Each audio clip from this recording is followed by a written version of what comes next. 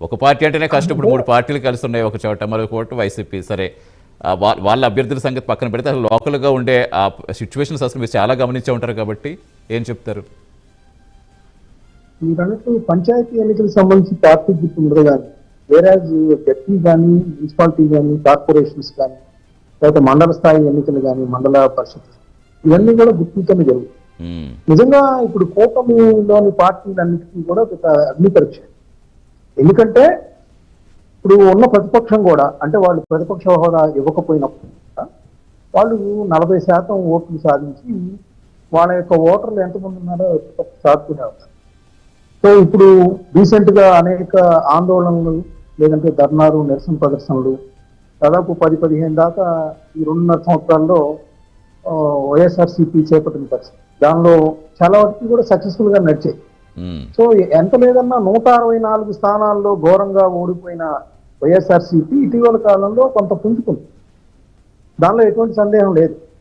వీళ్ళు 2.5 ఏళ్ళు దగ్గర వస్తున్నా కూడా 4 హామీలను మాత్రమే అమలు చేశారు. ఏది మేనిఫెస్టోలో ఏదైతే సూపర్ 6 అన్నారో ఇంకా 2 హామీలు అమలు చేయలేదు. ఈయన ఇందాక 3 పూలు 6 కాయలుగా సాగుతుంది అని అంటున్నారు కానీ 6 కాయలు కాదు, అక్కడ 2 ఏదైతే వాగ్దానాలు చేశారో 2 అమలు చేయాలి. మహిళలకి నెలకి 1500 ఇస్తామన్నారు.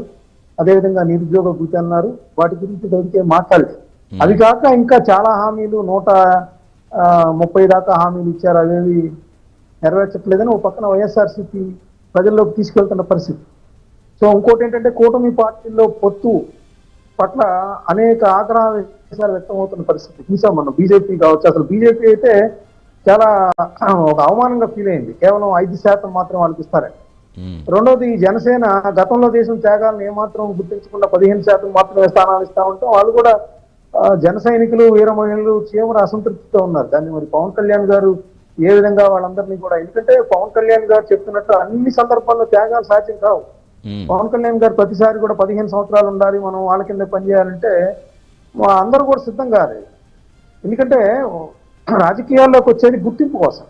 అదే నేను అడగబోతున్నాను. ఇప్పుడు కష్టపడుతున్నారు అంటే డెఫినెట్ గా ప్రతి ఒక్కరు ఏదో ఎక్స్పెక్ట్ చేస్తారు ఖచ్చితంగా. ఎప్పుడొకప్పుడు అవకాశం వస్తుందని చూస్తారు. ఇప్పుడు అవకాశం అనేది ఒక పార్టీ ఉంటే, జనరల్గా ఒక పార్టీ అధికారంలో ఉంటేనే లోకల్కి వచ్చేటప్పటికి చాలా ఇష్యూస్ పైకి వస్తాయి. అక్కడిక్కడ రెబల్స్ నిలబడటం కానీ లేదా కంప్లీట్గా మొత్తానికి అసలు పార్టీ చాలా చేంజెస్ కనిపిస్తుంటాయి మెయిన్గా పంచాయతీ ఎన్నికల్లో. ఇటువంటి అప్పుడు ఇలా 3 పార్టీలని కోఆర్డినేట్ చేయాలంటే నిజంగా కత్తిమీద సాములాగే ఉంటుంది. అది కత్తిమీద సాములాగా ఉంటుంది. ఇంకోటి ఏంటంటే ఈ 10 సంవత్సరాల కాలంలో పవన్ కళ్యాణ్ గారు ఏ చెప్తే అది చేశాము. మరి ఇప్పుడు అధికారం వచ్చిన సందర్భం, అధికారం వచ్చినప్పుడే వాళ్ళకి గుర్తింపు వస్తారు. సరే డబ్బులు సంపాదించుకుంటారా ఇవన్నీ పక్కన పెట్టేసేస్తే రాజకీయాల్లో కనీసం నామినేటెడ్ పోస్టులు లేదంటే వాళ్ళకి సంబంధించిన న్యాయమైన గుర్తింపు ఇవన్నీ కూడా వీర మహిళలు కావచ్చు, సైనికులు ఎవరైతే జన సైనికులు కావచ్చు కోరుకుంటా ఉన్నారు. వాళ్ళ అసంతృప్తి మాటలతో బొజ్జిగించేది కాదు. సో అది అందుకనే నెక్స్ట్ డే ఒక రోజు ముందు నాదెండ్ల మనోహర్ గారు ఏ స్టేట్మెంట్ ఇచ్చారు, రెండో రోజు ఎలాంటి స్టేట్మెంట్ ఇవ్వాల్సి వచ్చింది అంటే జన సైనికుల అసంతృప్తి ఏ రకంగా ఉందో దాన్ని చల్లపరచడానికి ఇచ్చారు. సో స్థానిక సంస్థల ఎన్నికలకు సంబంధించి ఒక పక్కనేమో ప్రతిపక్షం వైఎస్ఆర్సీపీ పుంజుకుంటా ఉంది. సో రెండో పక్కనేమో వీళ్ళ పార్టీల్లో అనైక్యత. మనం తాజా ఉదాహరణ చెప్పాలంటే ఇద్దరిని పిలిచారు కదా, తెలుగుదేశం అధిష్టానం దామచర్ల గారిని పిలిచారు, అదేవిధంగా జనసేన అధిష్టానం బాలినేని శ్రీనివాసరెడ్డి గారిని పిలిచారు. సో అంటే అధిష్టానం జోక్యం చేసుకుంటే గానీ వాళ్ళ విమర్శలు ప్రతి విమర్శలు ఆగే పరిస్థితులు లేవు. సో ఇదే స్థానిక సంస్థల్లో ఏమన్నా అన్యాయం జరిగింది, తమ సీట్లలో తమకి గుర్తింపులో అన్యాయం జరిగిందంటే ఇది ఎక్కడి దారితీస్తుందో కూడా కుటుంబ పార్టీలు ఆలోచించుకోవాల్సిన పరిస్థితి.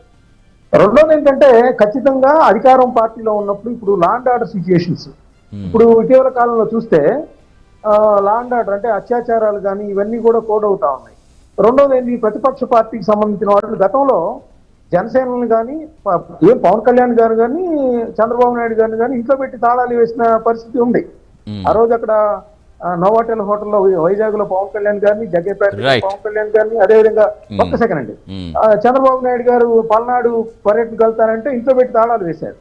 సో ఇప్పుడు కూడా హౌస్ అరెస్టులు లేదంటే వాళ్ళని నిరసన ప్రదర్శన చేయకుండా దాడులు చేయటం అలాంటి పరిస్థితి ఇప్పుడు కూడా కనిపిస్తా ఉంది. సో దాన్ని ప్రజలు యాక్సెప్ట్ చేయరు. అధికార పార్టీ కూడా అది గుర్తుంచుకోవాలి. ఖచ్చితంగా వైఎస్ఆర్సీపీ ఏదైతే శాంతియుతంగా చేస్తుందో వాటికి అనుమతులు ఇవ్వాలి, ప్రజల దగ్గరికి వెళ్ళనివ్వాలి. అంతేగాని Right. మేము ప్రజల దగ్గరికి వెళ్ళనివ్వు, వాళ్ళని దాడులు చేస్తాము లేదా Right and yes. పోలీసులు ఉపయోగిస్తామంటే మాత్రం అది పెద్ద ఎత్తున వ్యతిరేకత వచ్చే అవకాశాలు ఉన్నాయని ఇప్పుడు వృద్ధాప్యం గమనించాలి. పింఛన్ తీసుకున్న వాళ్ళు జంజీలు కాదు సార్ వసంతరావు గారు. వృద్ధాప్యం పింఛన్ తీసుకున్న వాళ్ళు జంజీలు అంట వైసీపీ నాయకులు చెప్తున్నారు. మరి ఏమనుకోవాలి మళ్ళీ అర్థం కాలేదు. కార్యకర్తలతో దాడి ఎలా మా చేస్తారండి? గురించి ఎందుకండి? దాడులు ఎలా పూర్తి స్థాయిలో చేస్తారు? యువకులు